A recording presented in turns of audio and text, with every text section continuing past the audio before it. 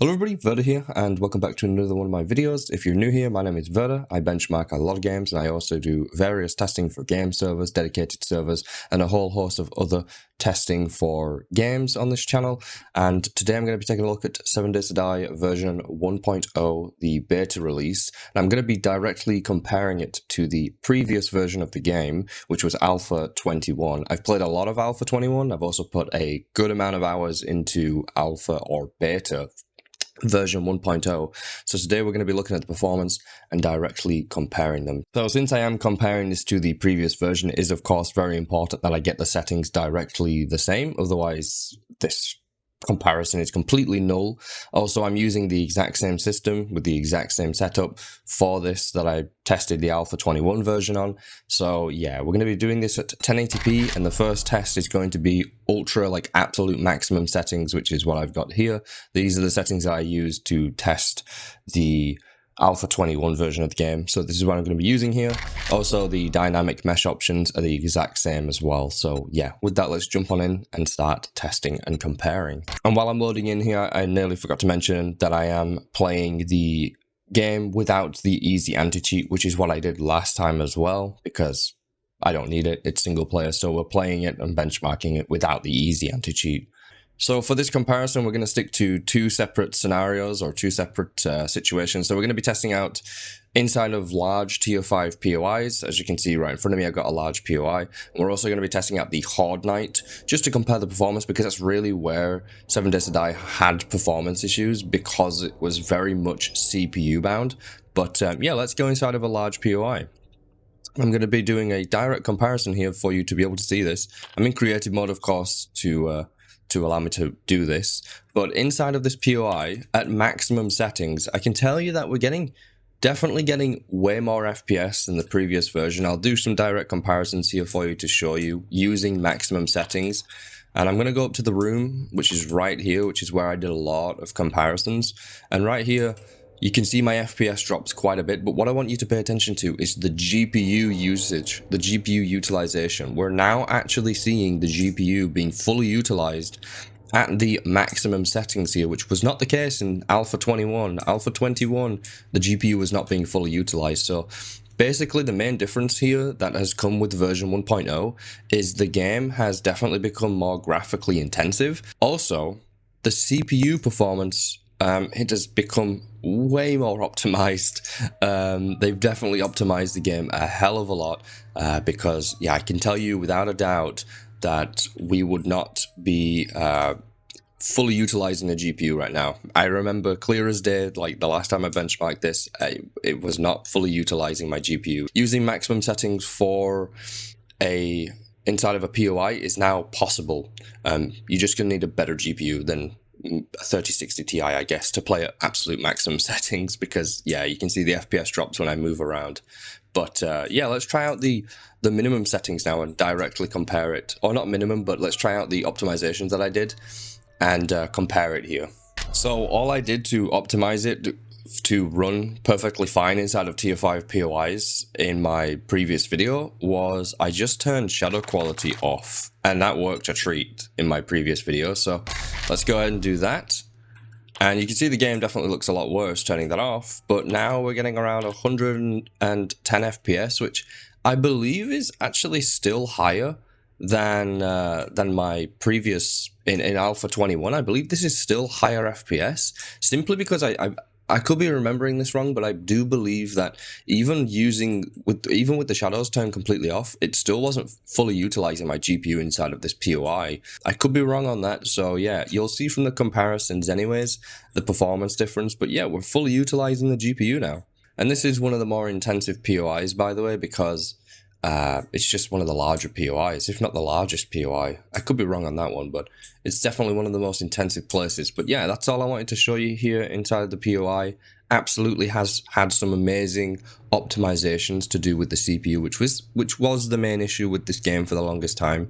Not anymore, but definitely has got a lot more graphically intensive. But anyway, let's get to a Horde night, because I want to show you the optimizations that has been done to zombies, essentially. Zombies no longer are such resource hogs for the CPU, it would seem. They're actually a lot less intensive than they used to be to just have in the game. So let's get them out and test a Horde night. So for this Horde night, I've gone ahead and set my settings back to absolute ultra, like I did in my previous testing on Alpha 21. I tested the Horde night with 64 zombies at maximum settings. That's what I've done here. I've set the game to 64 zombies on Horde night. I've set the day to 7,000, as you can see, and I've also given myself max level, which will boost my game stage up just to guarantee that we get all 64 zombies spawning in. You know, I want to make sure that we are actually going to get all 64 zombies, because in Alpha 21, this was actually unplayable to play with 64 zombies set. And remember, we are in a wasteland, so there's already a bunch of zombies that are spawned in just roaming around in the wasteland. Not to mention the fact that the wasteland is the most intensive biome in the game. Oh my god. That's kind of crazy. Like, the fact that zombie spit can trigger their buttons, I think that's new. I've never seen that happen. I've actually never seen them do that, but it looks like we've got most of the zombies spawned in here. And when the Horde night initially started, you did see that the FPS definitely dropped a little bit. You know, it went down to the low 50s sometimes, but you can see when they're all pretty much spawned in, I'm getting around 70 FPS, which was definitely not the case in Alpha 21. And remember, you're going to be actively killing them as they're spawning in on Horde night. You're not going to just let them live, you know, and run around like this. At least you probably shouldn't. So there's definitely been optimization issues in previous versions for Horde nights. I'm sure most of you are very well aware of that. But it seems like for version 1.0, you're actually going to be able to play with a higher amount of zombies than in previous versions. Yeah, you're actually going to be able to play, if you've got a powerful enough CPU, of course, you're going to be able to play with 64 zombies.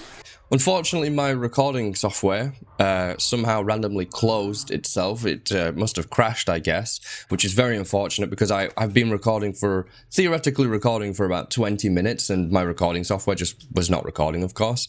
So that's very unfortunate. But for the Horde night, I think you got to see that the performance of Horde nights has definitely improved quite a bit compared to the previous version. So that's the gist of it, essentially.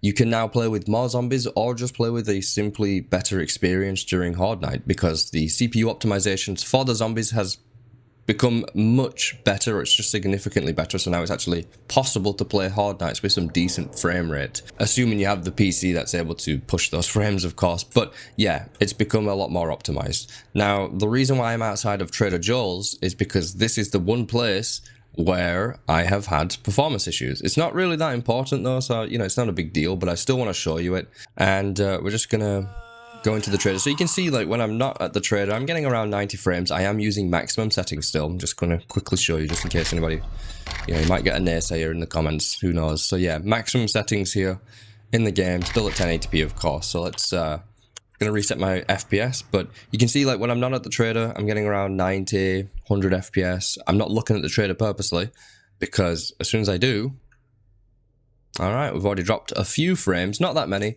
but if we go into the trader, just gonna run up here like you would normally to go into the trader. Whoa, we're now down to 60 FPS. Now I'm at 50 FPS. And by the way, it's not all the traders, it's just this one as far as I'm aware. This is the only trader that I really go to because they've changed the traders to be biome specific, and I live in the wasteland for the most part. I only do my trades and quests in the wasteland for the best rewards. So this is the only trader that I go to. So maybe other traders have got performance issues too. But you can see here that I went from 90 to 100 FPS to 54, like roughly 50, mid-50s. So I've lost about half my FPS nearly. About half my FPS almost, which is pretty significant. But yeah, it's not that important, I guess.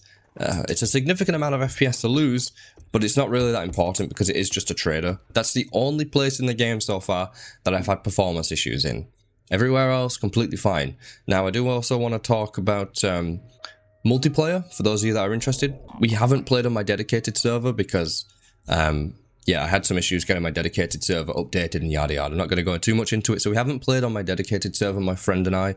We've simply played on my own, like, world. So he joined me through the Steam invite system, essentially.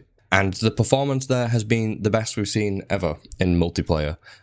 He's had no random lagging, no random, you know, containers not opening for a bit. He's had no random issues, no disconnects, no nothing connecting to me.